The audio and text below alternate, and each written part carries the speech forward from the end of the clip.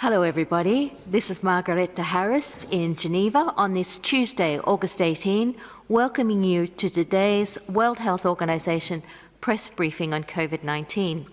We have with us, as always, in the room, the WHO Director General, Dr. Tedros, along with Dr. Mariangela Shimao, our Assistant Director General for Access to Medicines and Health Products, Dr. Maria Van Kerkhove, Technical Lead for COVID-19, Dr. Bruce Aylward, Senior Advisor to the Director General, who is leading the work to accelerate access to tools to beat COVID, the ACT Accelerator, and also Mr. Paul Molinaro, our Logistician-in-Chief, or officially Chief Operations, Support and Logistics. Joining us remotely will also be Dr. Mike Ryan, Executive Director of our Emergencies Program. So, as usual, we are translating this simultaneously in the 6 official languages plus Portuguese and Hindi. And remember that under the Zoom system, you need to go to the Korean button to use Arabic. So now, without further delay, I will hand over to Dr. Tedros. Dr. Tedros, you have the floor.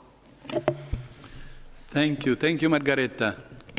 Good morning, good afternoon, and good evening. I want to start by paying tribute to Professor Peter Byas, who passed away suddenly on Sunday. Peter was the former director of the Center for Global Health Research at Umeå University in Sweden and the chief editor of Global Health Action. He was a committed and talented servant of global health who helped many people shine around the world. He was also my dear friend and mentor. I have worked with him, learned from him, and laughed with him. He will be much missed. My thoughts are with his family and loved ones at this time. Our last media briefing focused on the world's progress in developing new diagnostic tests, therapeutics, and vaccines. Today, I'm going to outline some of the key logistical hurdles we have faced in the last 8 months, shipping life-saving medical equipment around the world. The lessons learned from the distribution of these supplies will be important as we look to ensure that our supply chains and systems are honed for future breakthroughs from the ACT Accelerator. Learning from past experience and challenges is key to improving the current pandemic response to this and future outbreaks. Every new disease outbreak presents new challenges, but from a logistics perspective, COVID-19 has been one of the toughest challenges we have ever faced. Because this respiratory disease passes relatively easily between people. When this outbreak started, there was an urgent need to get advice, information, training, and equipment to frontline workers. On the 5th January, days after a cluster of unknown pneumonia was identified in Wuhan, China, WHO shared detailed information on the cases with the world and advised all countries and emergency contact points to take precautions to reduce the risk of severe acute respiratory infections. Between the 10th and 12th of January, WHO published a package of guidance documents for countries. These covered topics related to the management of an outbreak of a new disease, including finding and testing for the disease, caring for patients, and infection prevention and control measures to protect health care workers. By the second week of January, China had mapped the genome and shared it with WHO and with wider world. We rapidly published a how-to on building a PCR test for COVID-19 from our partner lab in Germany. In the third week, WHO identified and began contracting for validated production of these tests. By the first week of February, we began shipping tests to over 150 labs around the world. which enabled the countries to quickly identify, track, and trace the virus. As this was happening and outbreaks started to spread in other countries, there was a huge surge in demand for personal protective equipment, such as medical masks, gowns, gloves, and face protection. Manufacturers in several key countries were under so-called lockdown, and there was a collapse in air transport, which is imperative for sending supplies around the world. Some countries put in place export restrictions, and there were several instances of requisitioning key medical supplies for national use. Supply nationalism exacerbated the pandemic and contributed to the total failure of the global supply chain. For a period of time, some countries were without key supplies, such as key items for health workers who were dealing with surging cases of COVID-19. And many countries still do not have enough. To boost manufacturing and ensure that supply chains began to function, early on in the outbreak, WHO convened regular meetings with key companies and industry groups. WHO worked closely with the World Food Programme and quickly utilized 9 new and existing logistics hubs to establish a solid supply chain to deliver life-saving PPE and medical supplies around the world. WHO worked with partners like UNICEF, the Bill and Melinda Gates Foundation, Jack Ma Foundation, and Alibaba Foundation to purchase and deliver hundreds of millions of pieces of protective equipment for health workers. The Partners Platform, created at the end of January, has become a critical tool to help countries highlight financial, supply, and personnel needs and deliver the necessary public health response. WHO worked to unblock bottlenecks by working with public and private partners to increase supplies within the market. So, what are the lessons? While there is a wish amongst leaders to protect their own people first, the response to this pandemic has to be collective. This is not charity. We have learned the hard way that the fastest way to end this pandemic and to reopen economies is to start by protecting the highest risk populations everywhere, rather than the entire populations of just some countries. Sharing finite supply strategically and globally is actually in each country's national interest. No one is safe until everyone is safe. No one country has access to research and development, manufacturing, and all the supply chain for all essential medicines and materials. And if we can work together, we can ensure that all essential workers are protected and proven treatments like dexamethasone are available to those who need them. With PPE and tests, a collaboration between the public and private sectors meant supply was increased in order to support fair and equitable use of scarce products. As new diagnostics, medicines, and vaccines come through the pipeline, it's critical that countries don't repeat the same mistakes. We need to prevent vaccine nationalism. And for this reason, WHO is working with governments and the private sector to both accelerate the science through the ACT Accelerator and ensure that new innovations are available to everyone, everywhere, starting with those at highest risk.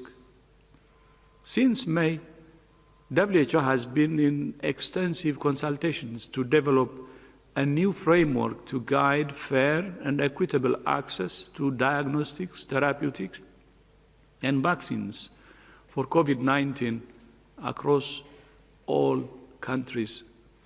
These cross-cutting principles are key to the promotion of equitable access and fair allocation of these essential health products for the greatest impact globally.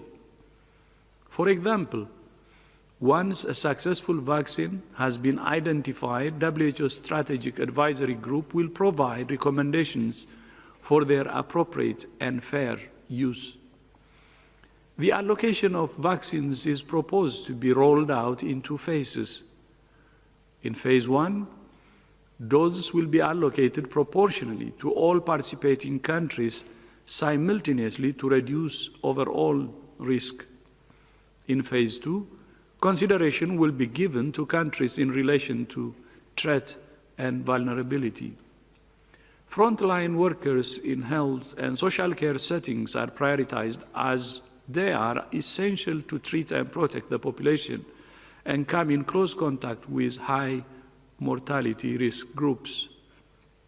Initial data has shown that adults over 65 years old and those with certain comorbidities are at the highest risk of dying from COVID-19. For most countries, a phase 1 allocation that builds up to 20% of the population would cover most of the at-risk groups. If we don't protect these highest-risk people from the virus everywhere, and at the same time, we can't stabilize health systems and rebuild the global economy. This is what the first crucial phase of the vaccine allocation mechanism aims to do.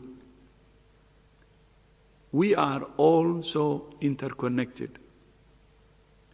As a small example, vaccine developed in one country may need to be filled in vials with stoppers that are produced in another, using materials for the high-grade glass that's only available from yet another country.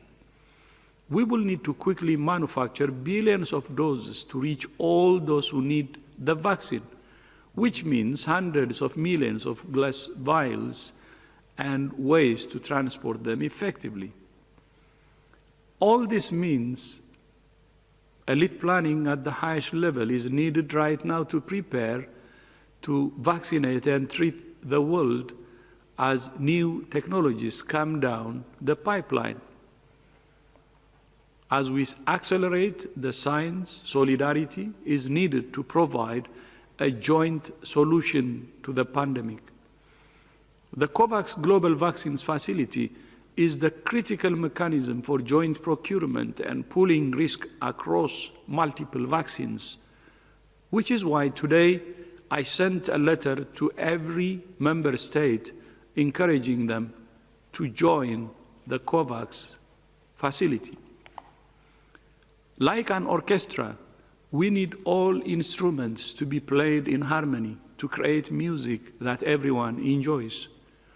1 or 2 instruments playing by themselves just won't suffice when the world is waiting and listening intently.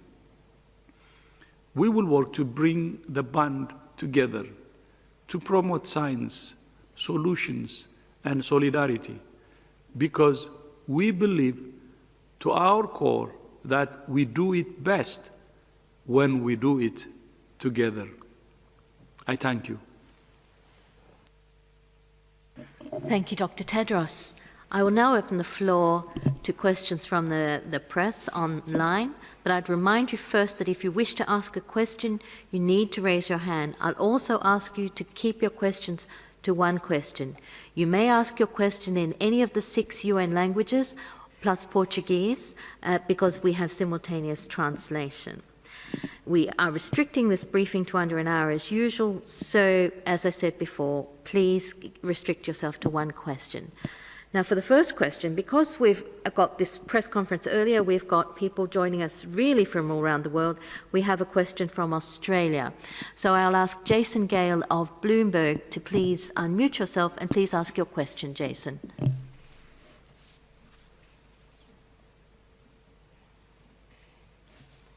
Jason, can you hear us? I just unmuted myself. Can you hear me now? Very well. Please go ahead and ask your question. Yeah, as the Northern Hemisphere enters autumn, what can we predict might happen with influenza and other respiratory infections this winter based on what was observed in the Southern Hemisphere? And what do we know about SARS-CoV-2 co-infection? Is it a worse prognosis? So thank you, Jason, for the question. I'll begin. So it's a good question that you have about the circulation of influenza virus in the Southern Hemisphere and what we may expect from the Northern Hemisphere. So as I'm sure you know, we have what is called the Global Influenza Surveillance and Response System, which is GISRIS, which is a system that's been in place for more than 70 years, which utilizes laboratories and respiratory disease surveillance systems across the globe to collect samples from people who have influenza-like illness or severe acute respiratory illness to test for viruses like flu. That system was used for COVID-19, which is really quite incredible, which really facilitated the world to be able to quickly test for COVID-19. What we know is that countries are using the GISRIS system right now for influenza and for COVID-19. And there are many countries that are continuing to test for influenza. In the last 2-week period, where we have the reporting period from July 20th to the 2nd of August, almost 300,000 specimens for influenza were tested, and only 37 were positive for influenza. This comes across a large number of countries that are looking for influenza, and so it seems like flu circulation is low.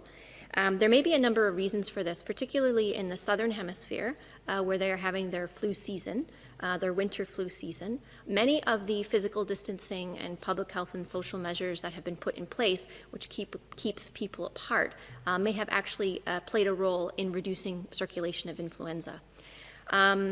I think we need to be careful about making an assessment of what may happen in the Northern Hemisphere for a number of reasons. First of all, we need to continue to test for influenza all across the globe.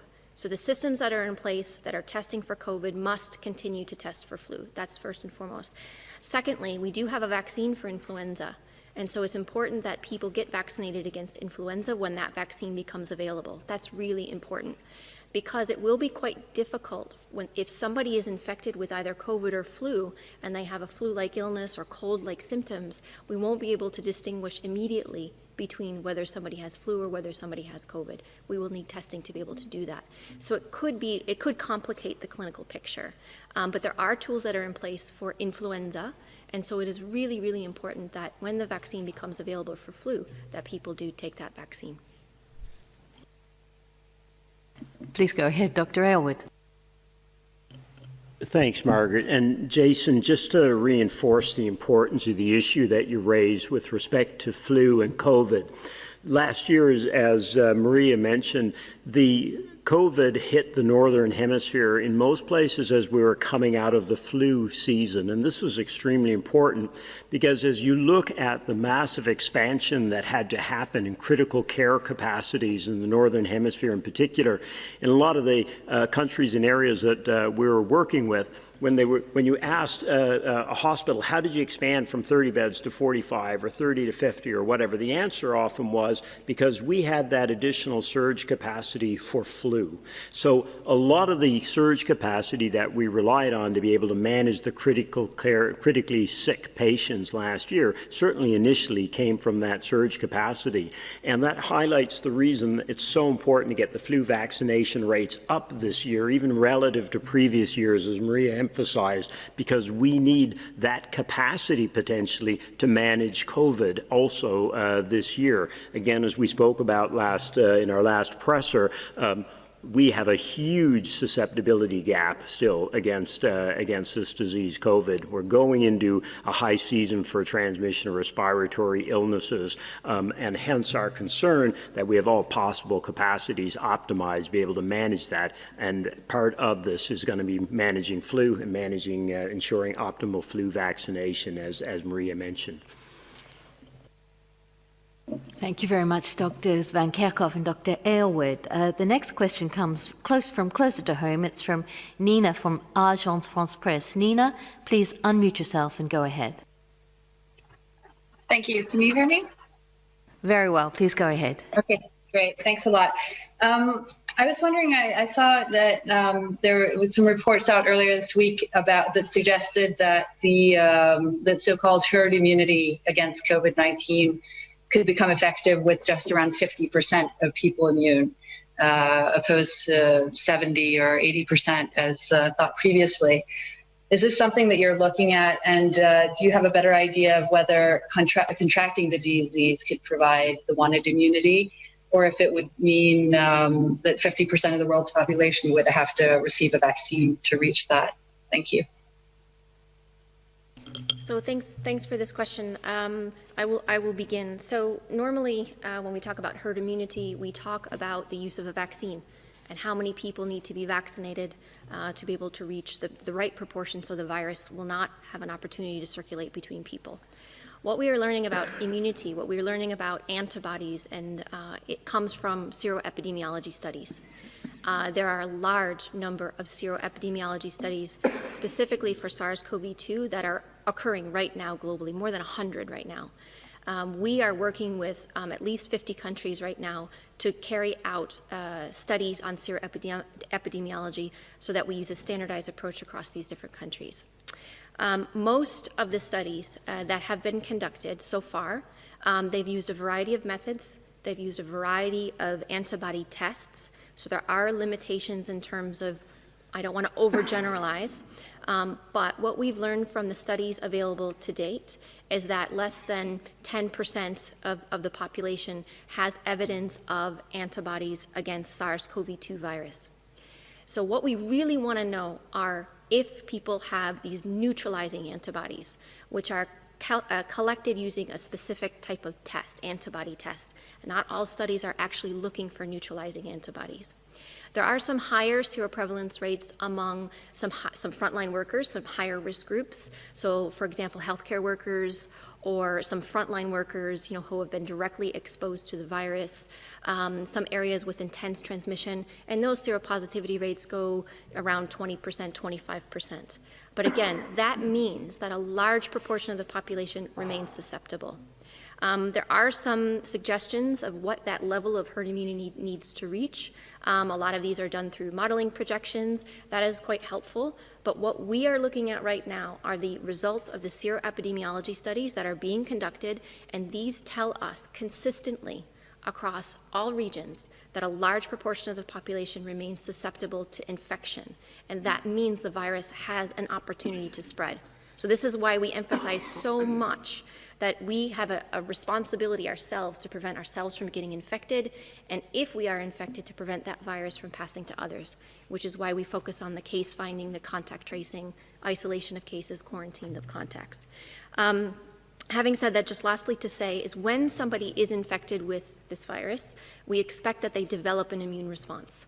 What we are learning right now is how strong that response is and for how long that response will last. We do not have a complete picture of this yet, but we do expect that if people are infected, and there may be some differences if they have a mild disease or even if they're asymptomatic versus if they have a severe disease, they do mount an immune response. What we don't know is for how strong that is and for how long that will last, but those studies are currently underway. I've got two interventions, Dr. Mike Ryan remotely and then Dr. Bruce Aylward. So, Dr. Mike Ryan, please go ahead.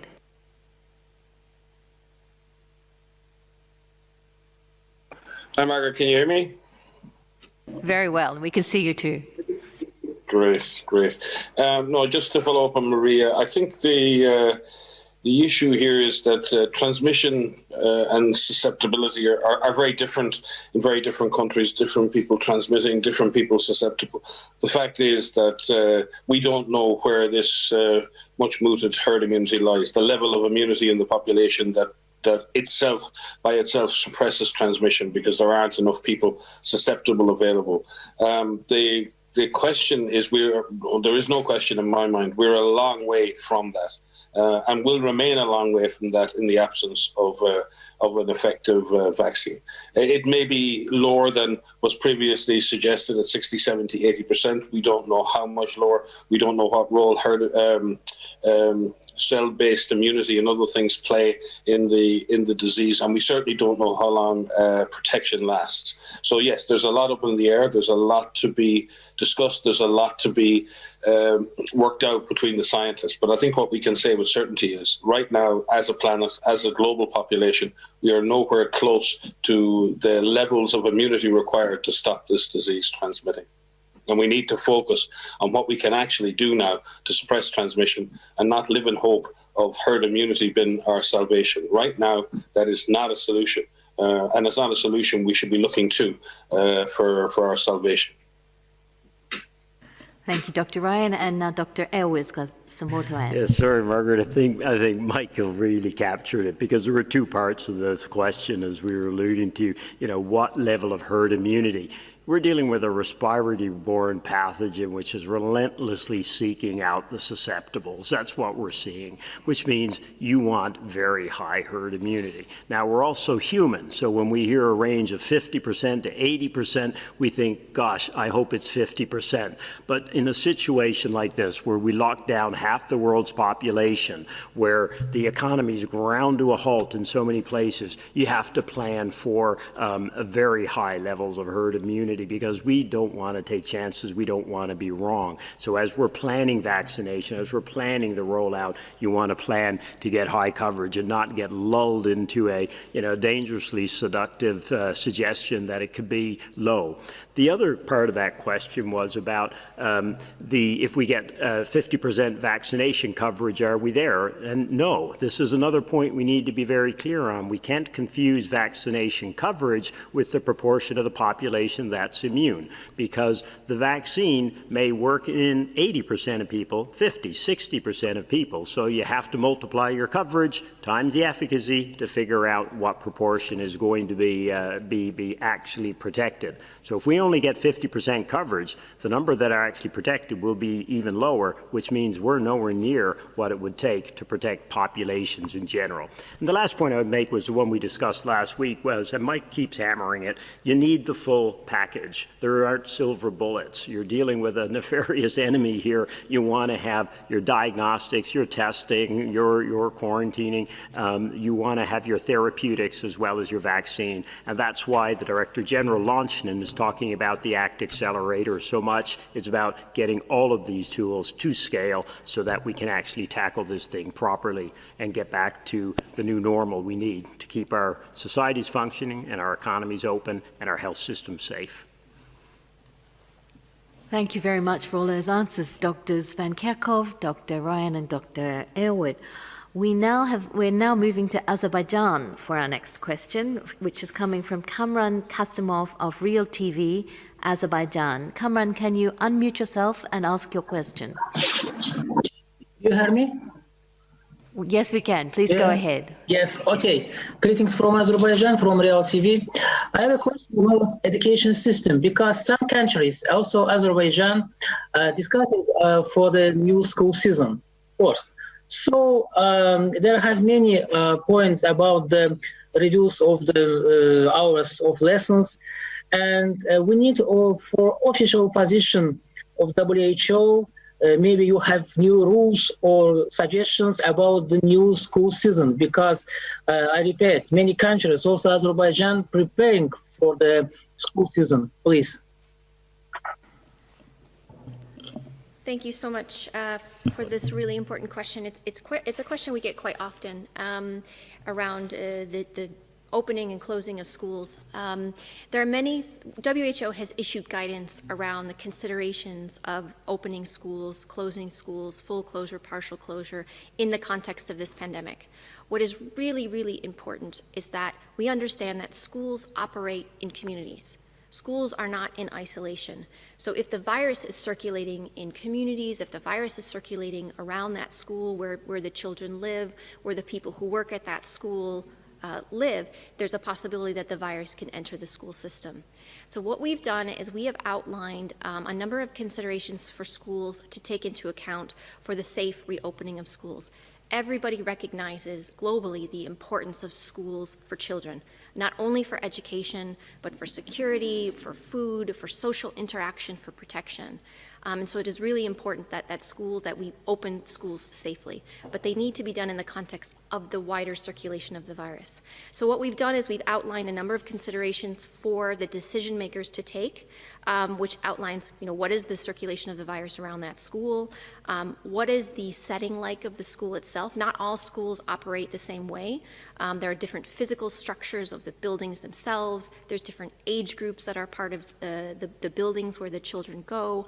What are the policies, the resources, the infrastructure that is in place to ensure that you can continue to do physical distancing and that children have access to running water, they have access to having the ability to wash their hands or use an alcohol-based rub, and ensure that school can continue safely. So we have a number of guidance that's out there that looks at hygiene and environmental cleaning within the schools, that looks at screening within the school itself. So is there a system in place to rapidly detect a case in that school if it occurs among a child or among the staff themselves? And then what is the plan?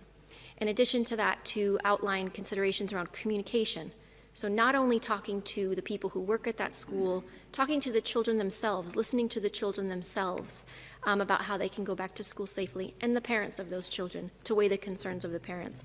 So there's a number of considerations that need to be taken into account.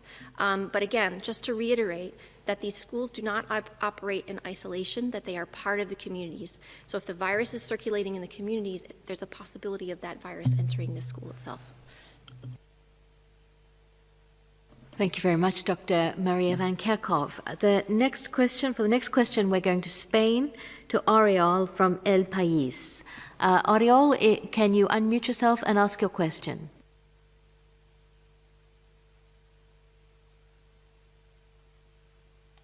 Hola, buenas tardes, ¿me oyen? Good afternoon, can you hear me?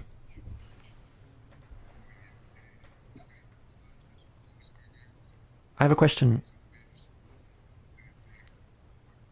from Spain, and in the European Union generally, countries have responded with restrictions on the movement of people, with quarantines, and with instructions not to travel.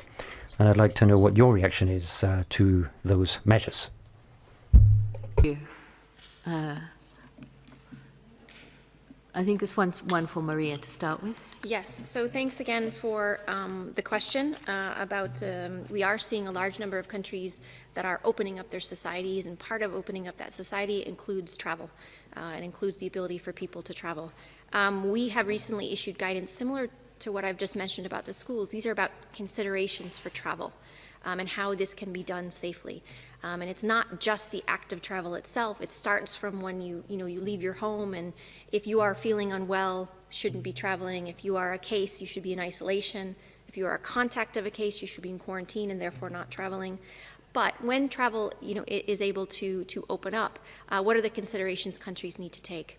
Some of this has to do with looking at the risk of circulation where you're traveling from to where you're traveling to. And some countries have adopted measures of looking at these corridors, of these safe corridors of traveling between this country and that country, meaning that the risk of exposure or the risk of transmission is the same in each of these countries. But again, it's more about considerations. There's no one size fits all here because the virus is circulating at different intensity across different countries. As an organization, it's very difficult for us to be very prescriptive. So what we've done is we've outlined these considerations for the decision makers to take when they're looking at travel, who should travel, how this should be done. It is important that if travel is taking place, that essential workers need to get where they need to get, that supplies need to go across the country. The Director General has highlighted many, many times challenges in getting supplies across the globe because flights have not been able to take off, and we're still seeing issues with this. We're still seeing issues with getting supplies to the countries where they need to go. And so again, it's more about the considerations as opposed to being very prescriptive about if this happens, then you can do this.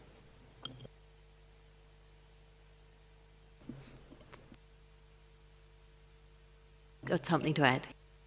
Yeah, maybe just to add a point on that, Ariel, when you ask, our position as the World Health Organization on this, our position is you need to know who is infected with this disease. You need to ensure those people are isolated, and you need to ensure their contacts are identified and quarantined.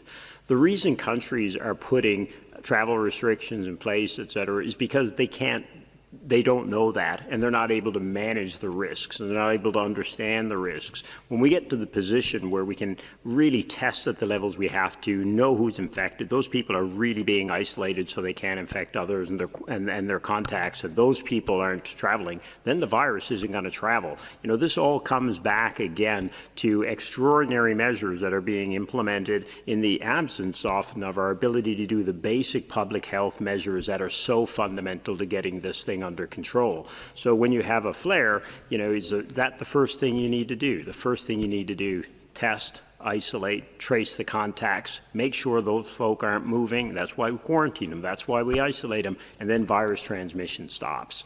So again, everything comes back to the fundamentals of managing this disease. Thank you very much, Dr. Aylward and Dr. Van Kerkhove.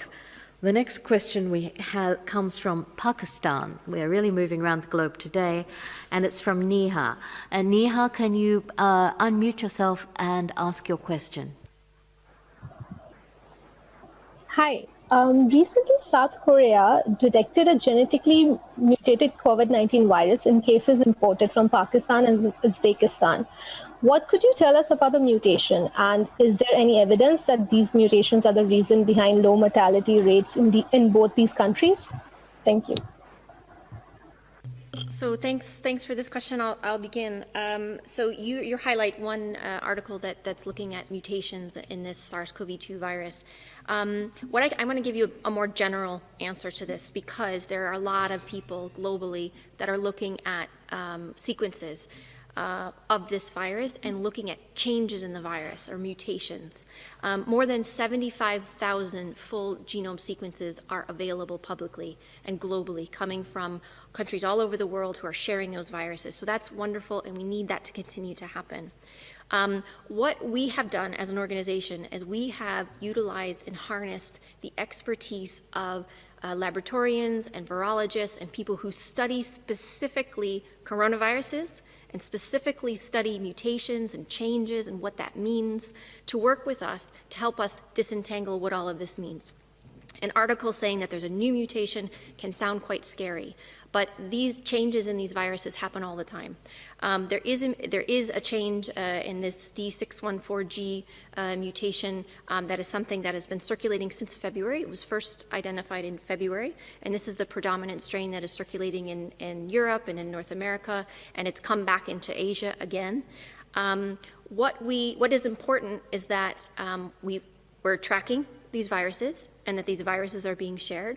And what we're doing with the working group, a special working group that has recently been formed, we had been discussing this in January, but we specifically formed a research group to look at each of these changes, each of these mutations, to say which one is important, which one means that the virus could potentially behave differently, and then how do we study that? So it isn't just identifying that there is a change, it's actually looking to see, does this mean that the virus is behaving differently? And so those are very important studies that need to be done. In terms of mortality, in terms of the differences that we've seen in mortality across countries, I think we've answered this question, or we've had this question many times. There are many different reasons why we see differences in mortality across countries. It's quite dangerous to compare the crude case fatality rate across countries. Some of this has to do with the people that are infected in the country. And in South Korea, particularly in the beginning, many of the people that were infected were quite young. and therefore didn't have as many underlying conditions or progressed to severe disease or death. So there's a number of reasons why we are seeing differences in mortality across the globe. Thank you very much, Dr. Van Kerkhove. The next question goes to Stephanie, the Reuters correspondent, Stephanie Nebahe. Please unmute yourself and ask your question, Stephanie. Hi, thank you very much. I wondered if perhaps Dr. Tedros could comment on some of this photo that has been circulating today on social media and so forth from Wuhan, China, of people partying in very close proximity in a pool, and what concerns you may have about that, particularly ahead of the upcoming WHO mission to China, which may include a visit to Wuhan. Thank you very much. So Stephanie, thanks for the question. I will begin. So I did see the picture that you are referring to, but I would like to point out that I have seen almost exactly that same picture in probably every country globally right now. So I think the point is that we need to ensure that everybody knows we want everybody to take a risk-based approach for themselves, to understand what is the risk themselves. We shouldn't be blaming people or putting people at fault for wanting to live their lives. We all want to be living our lives. We all want to get back to what quote-unquote normal used to be. But I think we just need to make sure that the messages that are getting out, particularly to young people, particularly to children and young adults, that you are not invincible to this virus. And that's not meant to scare people, but it's meant to say that you can get infected. And we are seeing people, even young people, who are ending up with severe disease. We are seeing young people who are ending up in ICU, and we are seeing young people who are dying from this virus. And so it's very important that you not only protect yourself from getting infected, you prevent yourself from dying. The decisions that you are making, everyone on this planet, the decisions that you are making are protecting yourself. Your life depends on this. And not only that, even if you do get infected and you don't have a severe disease, you could pass that virus to somebody else who's part of a vulnerable population. Many of us live with older people. Many of us live with people who have underlying conditions, and if we pass that virus to somebody else who has an underlying condition, they could develop severe disease and they can die. So it's possible for us to keep circulating that virus. So I think what is really important is that everybody understands what their risk is, and if it's possible to avoid these crowded places, please do so. There are good messages out there. We need to make sure that they reach the right people without scolding people, but make people feel empowered. How do I still remain social? How do I still see my friends, but still protect myself? So it's a responsibility and accountability that all of us have as this pandemic continues. Thank you very much, Dr. Van Kerkhove. We now have a question from Ilgin from BBC Turkish Service. Ilgin, please unmute yourself and ask your question. Hello, thank you. My question is about Turkey. Turkey has initially applied a mixed approach, locking down certain age groups like over 55s and under 20s, or locking down on the weekends but opening up during the week. When you view the situation from Geneva, how does Turkey's scorecard and its strategy look? And I'm talking about the strategy for governments to provide treatment if somebody gets infected or offer vaccination when it becomes available. But to say that if you get infected, it's on you. In other words, leaving the responsibility to protect oneself completely on the individual. Is this a viable strategy? Thank you. Thanks. So I will begin. I can't specifically speak to Turkey, although I'm looking at the numbers, and it appears transmission has been reduced to quite a low level. So that is good. I think one of the things I just want to mention is you mentioned the individual responsibility. As I just mentioned in my previous answers, individuals have a responsibility, absolutely. Families have a responsibility. Communities have a responsibility. Governments have a responsibility. It isn't just at the individual level, although the individual level is incredibly important because the decisions we make, and if we could reduce our exposure, if we could reduce the possibility of us getting infected, that's the start. But governments also have a responsibility to put in place responsible, constructive, cohesive, clear national plans that look at this all of government, all of society approach, which focuses on the fundamentals, finding active case finding, isolating cases, caring for cases, making sure that they have appropriate care in medical facilities, or if they can be managed at home, make sure that they are managed at home safely so that they don't pass the virus to others. Making sure contact tracing is being conducted consistently and comprehensively, and that contacts are quarantined so that they don't have the possibility to pass it to someone else if they are infected themselves. To make sure that there's clinical care, appropriate care for individuals depending on the severity of their symptoms. And this includes symptomatic treatment. It includes oxygen and respiratory support. Dexamethasone if they develop critical or severe disease for the most severe patients. Making sure that our health workers are trained and protected. And so that when they care for patients, that they're not unduly exposing themselves to infection. And a number of other things. So what Turkey has done and what other countries have done, taking this approach, tailoring it to the needs of the country, the capacities of the country, and being consistent in this application of these measures is really what is critical. As the pandemic evolves, there may be situations where the virus could resurge, and so the system that has been put in place for COVID that is built upon existing systems needs to really act quickly so that any of these clusters can be brought under control.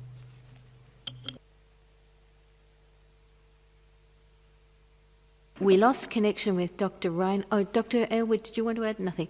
We lost connection with Dr. Ryan, but he's back now. Dr. Ryan, would you like to add to that? Hi, Margaret. No, I think as I missed a good piece of the interaction, I think I'll reserve speaking at this point. Thank you very much. The next question will be going down south, down to South Africa, to Tamar, Business Day, South Africa. Tamar, can you unmute yourself and ask your question? Hi there. I think this is a question to the Director General, Dr. Ted. Could you please give us a sense of how many member states have already signed up to COVAX and whether South Africa is among them?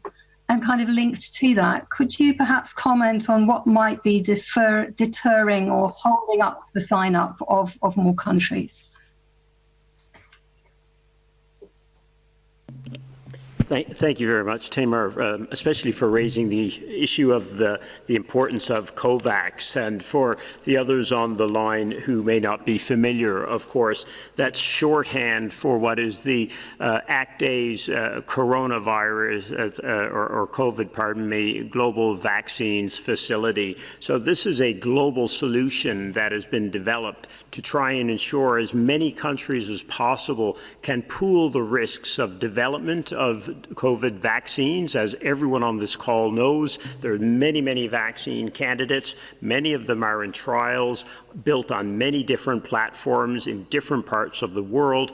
We simply don't know yet which ones are truly going to protect people against the disease. So a key goal of this platform, or this facility, is to have as many countries as possible cooperate together to be able to pool the development risks, working with manufacturers and others, to pool the investments, and then to pool the procurement and allocation of that product. Because as Dr. Tedros said in his opening comments, one of the things we've learned the very hard way in this crisis is that we can't get out of it alone in terms of the protection of our health systems, our economies, our societies. We have got to get the highest risk parts of the world vaccinated at the same time. Roll that out from the highest risk populations globally is going to be the most effective way to do that. You can only do that, or most effectively, when you have a global solution, a global facility like the COVAX facility.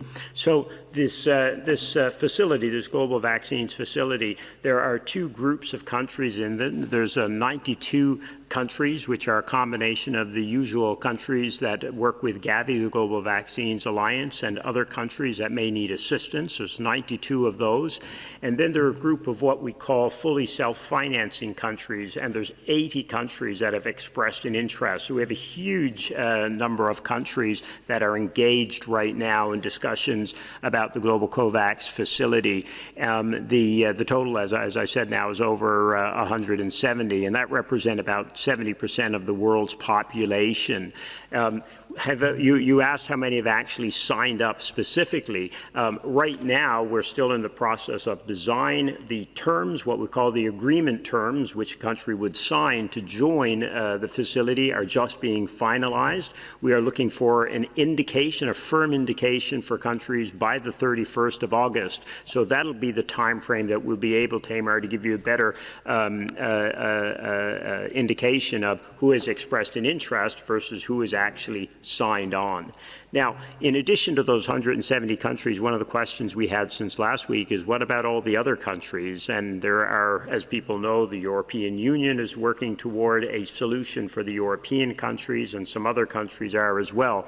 And one of the other substantive developments over the past week has been a much closer working relationship with these to try and make sure we can all join forces together to ensure the most collaboration possible in the rollout of vaccines, because again, as the Director General said, the key is not ensuring all people in some countries get vaccinated. That's not the solution. The solution is some countries or some populations, the highest risk populations in all countries. That is the fastest way to bring severe disease down, save lives, get health systems safe and robust again, and then get our societies fully functioning and our economies working. It's a self-interest of everyone to cooperate together, and the facility is a key piece of that.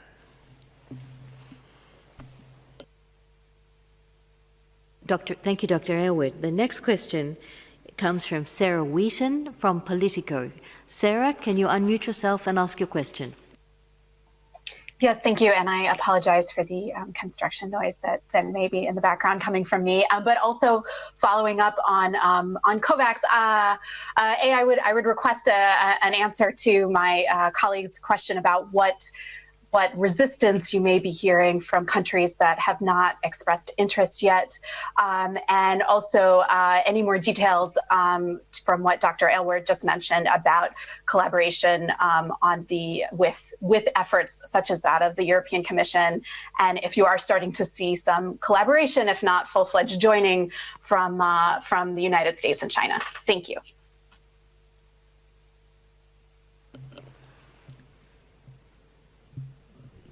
Thank you very much, and thanks.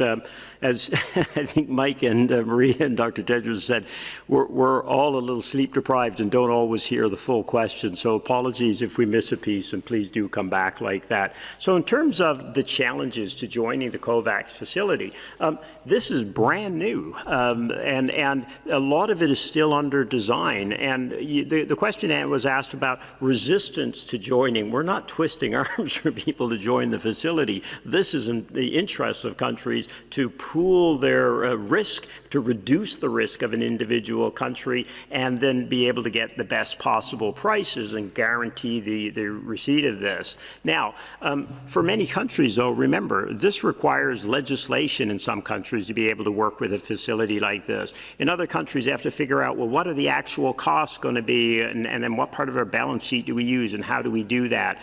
Other countries have pursued bilateral deals, again, as you're aware, and you referred to those. And so they want to know how we handle those within the facility. So a number of these details are still being worked out.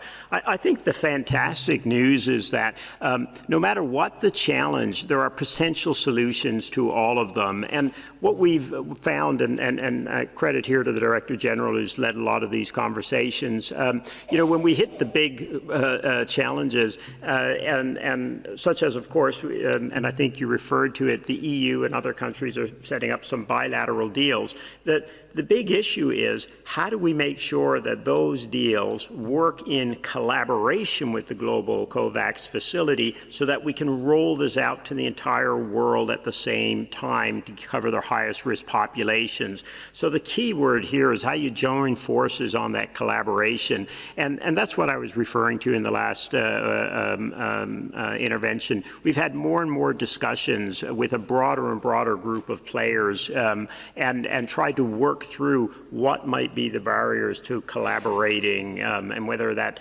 are issues around price, issues around timing, issues around national expectations, et cetera. But this does take some time. Now, as much as we all want to have a vaccine tomorrow, we won't. It's going to take a little bit of time. And the key for us now is this is just one more of those windows of opportunity that we have to use extremely well to be able to optimize the use of the vaccines in scarce supply as they become available. And that speaks to the last point that was mentioned in Dr. Tedros' intervention about the global allocation framework. Again, this is a really important piece of work being led by WHO, working across all member states and other entities to try and agree together what our public health imperative is, what populations need to be vaccinated, in which order to be able to achieve those objectives, and then how do we translate that into a concrete mechanism to collaborate together on that rollout. It's the right thing to do. It's the fair thing to do. And I think, again, as the Director General said, you should speak to this, I keep quoting you, the evidence over the past and recent weeks is economically, this is in everyone's self-interest as well. And Mariangela has been leading a lot of this work and may wish to intervene as well. Thank you, Bruce, and thank you for the question. I think this is an extremely important topic as we are talking about new technologies coming into the market, and the experience has historically that new technologies, they arrive at different speeds in different parts of the world. Right? So a lot of the work that's being done now on the COVAX and the COVAX facility and the WHO allocation framework is to give the best chances for a global solution to a problem that cannot be solved country by country. And we have close to 200 vaccine candidates right now, and maybe 26 or 28, because every day these numbers change, are already in clinical trials. And as of Friday, we had 5 that were on phase 3 clinical trials. And then when you're asking about resistance or specific countries that have bilateral deals or not, and WHO is putting very clearly in discussing with member states that there is a limit to what one country can do in terms of committing itself to 1 or 2 or 3 or 5 candidates. But which one will be the candidate that will be successful, we don't know yet. So there's a lot of understanding and a lot of convergency globally, including with the one regional initiative that we have, which is the European Commission initiative. A lot of understanding that a global solution is needed. And we have countries that have already expressed interest on the COVAX facility that have bilateral deals themselves. So by joining the facility and at the same time that you do your bilateral deals, you're actually betting on a larger number of vaccine candidates. So I think what we see, especially in the past 2 weeks, is an increase in convergence around the need to find a global solution and the commitment to ensure that once we have a vaccine that's both safe and efficacious, that there is equitable access to all countries at the end of the day. Thank you.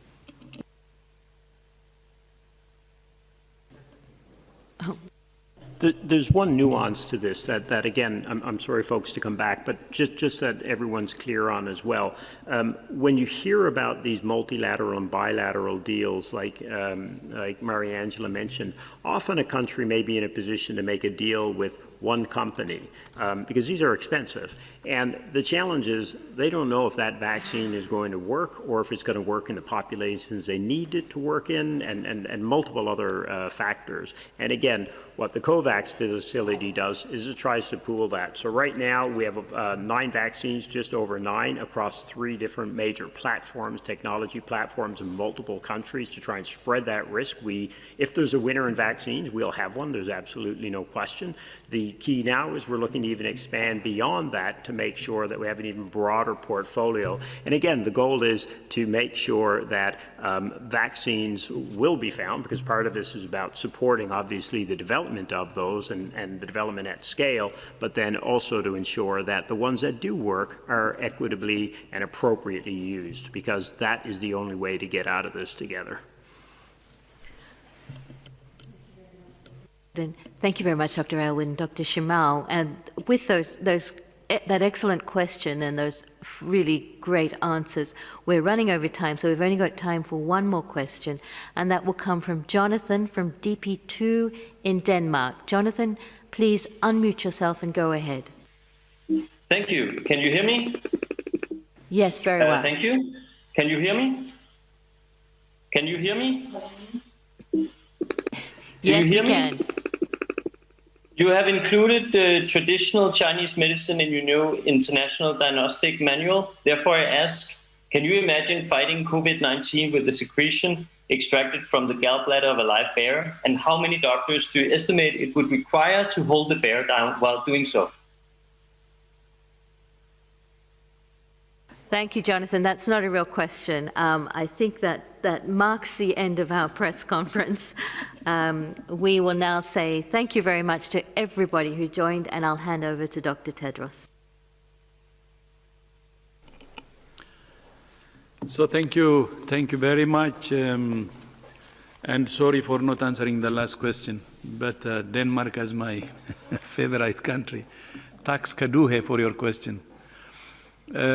So thank you for all who have joined today, and look forward to having you again on Friday. So have a nice day. Bye.